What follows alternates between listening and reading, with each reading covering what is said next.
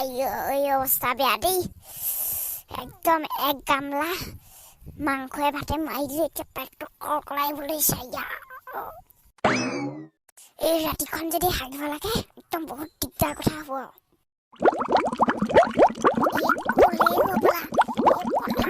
দৌৰাই কথা ওচৰ হাবিখনলৈকে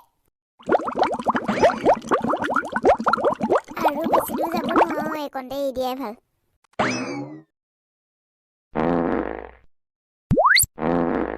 বাহ এতিয়াহে শান্তি পাইছো দেই একদম গোটেই পেট চেট বিষাই গৈছিলে দেই ইনে মানুহে নকয় নহয় হগা সমান আৰাম নাই বুলি ও মাই গড আৰে এইটো কি এইটো বাঘ দেখোন মই সপোন দেখি আছো নেকি ৰচোন গাত চিকুটা মাৰি চাওঁ আয়া টোপ পাইছো দেখোন তাৰ মানে মই সপোন দেখি থকা নাই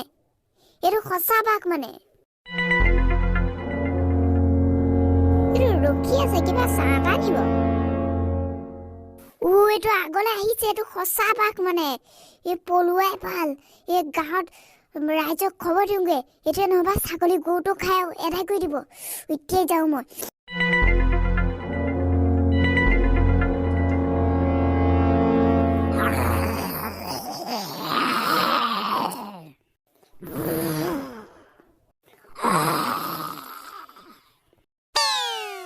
ৰমন কাই এই বৰ ডাঙৰ কথা এটা হ'ল নহয় গম পায়নে কি কথানো এই ৰমেন কাই আজি বহুত ডাঙৰ কথাটো হ'ল এতিয়া মই এক গামলা ভাত আৰু মাংস সৈতে খাই লৈ পেলাই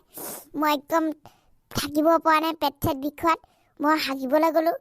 এই আমাৰ যে চিলচিলকৈ যে নদীখন যে বৈ যে আছে সেইখনতে মই হাগিবলৈ যাওঁতে এটা হাগি থাকোঁতে প্ৰকাণ্ড বাঘ দেখিলোঁ নহয় কি কহে এই ইয়াতনো বাঘখননো ক'ৰ পৰা আহিব তই কিবা গছৰ আচাৰকে দেখিলি চাগে বাঘ নহয় নহয় ৰমেন দা বাঘটো গৈছে নহয় একদম অকণমান দূৰত আছিলে তাৰপিছত মোৰ ফালে অকণমান অহা দেখি মই দৌৰিলোৱেই তাৰপৰা বাঘটো হোৱাটো হয়েই এতিয়া ৰাসৰ পূৰ্ণিমা হৈ আছে নহয় এতিয়া পোহৰটো কেনেকুৱা ভাল আৰু এতিয়া কিমান ধুনীয়া পোহৰ মই হেৰিয়ৰ পোহৰত দেখিছোঁ নহয় চন্দ্ৰৰ পোহৰত একদম ধুনীয়াকৈ ফটফটীয়াকৈ দেখিছোঁ জিলিকি উঠিছে বাঘটো হয়েই মোৰ ফালে অহা দেখি মই দৌৰি গুচি আহিলোঁ বাঘেই হয় এইটো জানো পাই বাঘে হয় নে চায়ে হয় মই ধৰিব পৰা নাই হ'ব দে এই ৰতন দাই মানে মোৰ কথাটো নুশুনিলেই এইটো বাঘেই হয় কোনো চাহটো এনেকৈ গৈ থাকিব নেকি আৰু মই ইমান ধুনীয়াকৈ এই চন্দ্ৰৰ পোহৰত দেখিছোঁ এইটো বাঘেই হয় মই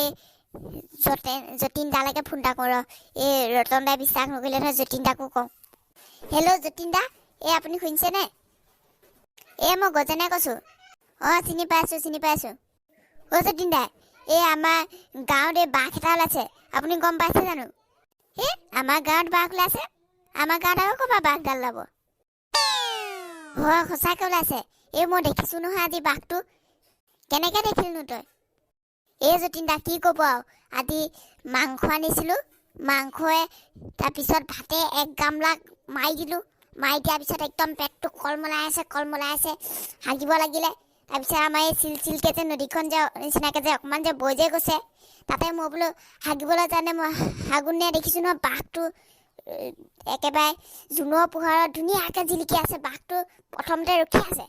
তাৰপিছত মোৰ ফালে আহিছে নহয় মোৰ ফালে অহা দেখি মই দৌৰি গুচি আহিলোঁ আৰু মই আপোনাক এতিয়া ফোন কৰিছোঁ ৰতন দাক কৈছিলোঁ ৰতন দাই বিশ্বাসেই নকৰিলে আপোনাকো কৈছোঁ এইটো কিবা গছৰ চাহ তাহ নহয় এইটো একদম বাঘেই হয় মই ধুনীয়াকৈ দেখিছোঁ বাৰু এতিয়া ৰাতিয়ে হ'ল নহয় কাইলৈ বাৰু মানুহ কেইটামান গোটাব লাগিব যদি সঁচা হয়নে বাঘটো সঁচা একেবাৰে সঁচা এইটো একদম 100% সঁচা একদম বাঘটো এইটো হয়েই বাৰু হ'ব দে কাইলৈ মানুহ কেইটামান গোটাই পেলাই মেল এখন পাতিব লাগিব হ'ব দিয়ক এইটো কিন্তু বাঘ সঁচা দেই সঁচা বাঘ মানুহৰ ছাগলী গৰু খাবই আকৌ এইটো 100% চিয়'ৰ মানুহো পালে খাব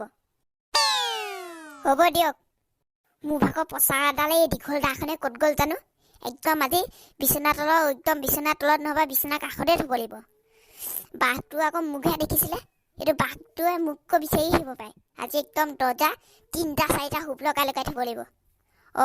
আৰু আকৌ আমাৰ গৰুকেইটাকো আজি এই ভিতৰতে আনি থওঁ নেকি, ঘৰৰ ভিতৰতে সোমাই পেলাই থৈ দিওঁ। আকৌ গোহালিৰ পৰা লৈ যায় বাবে ভয় লাগে নহয়। সেইটোৱে কৰিব লাগিব, একদম গোহালিত পানী পেলাই এই ঘৰৰ ভিতৰত লক মাৰি থৈ দিম, বাঘ চাগে খাব নোৱাৰাকৈ। আৰু ময়ো একদম দা চাহকেইখন পচাকেইডাল ৰেডি কৰি থ'ব লাগিব।